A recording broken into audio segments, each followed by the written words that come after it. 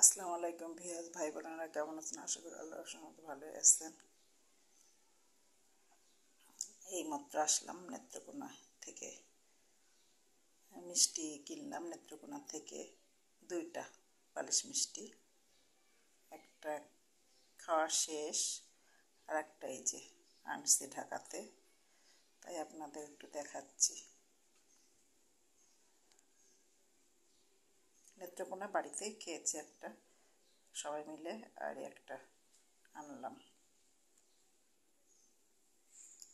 এইটা বালিশ মিষ্টির সাথে কিন্তু এটা দই, এটা কিন্তু দই, এটা কিন্তু দই। এটার উপরে দিয়ে খেতে হবে।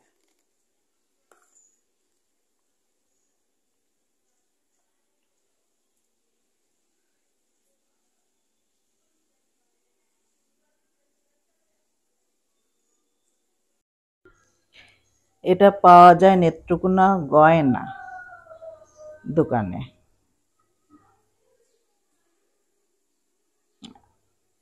আমি তো এখানের কিছুই চিনি না।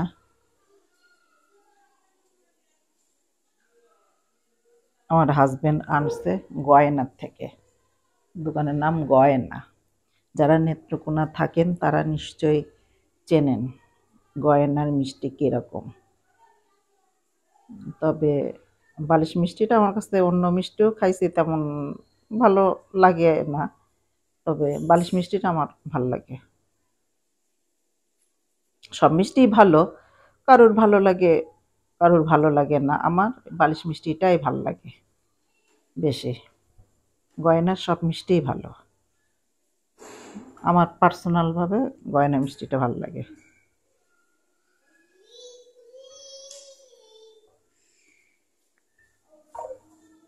দুইটা কিনছিল, একটা বাড়িতে সবাই মিলে খাইছি, আর এইটাই যে নিয়ে আসলাম আর একটা।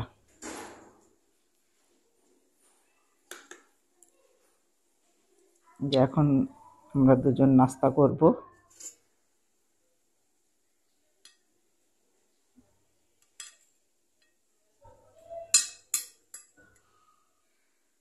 হেভি টেস্ট গয়নার মিষ্টি।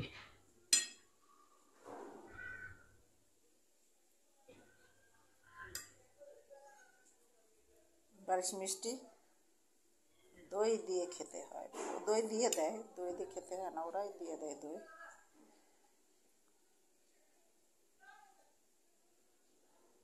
এই হলো আপনাদের বালিশ মিষ্টি, হেভি মজার মিষ্টি।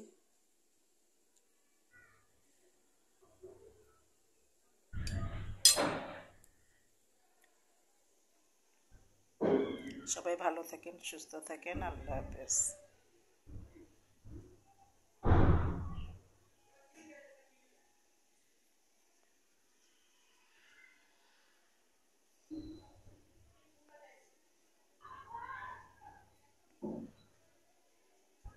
অনেক আগে টাঙ্গাইলে গেছিলাম, চমচম খাইছি, ওটাও টেস্ট।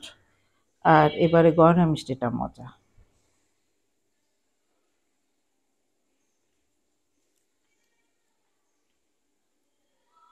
এই যে পিস করে কাটা শেষ।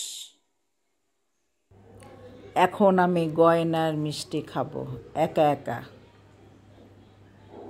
কে কে দেখছেন দেখেন আমি কিভাবে একটা মিষ্টি, বালিশ মিষ্টি খেতে পারি। খাবো না, থাক, আজকে খাবো না, অন্য দিন দেখাবো।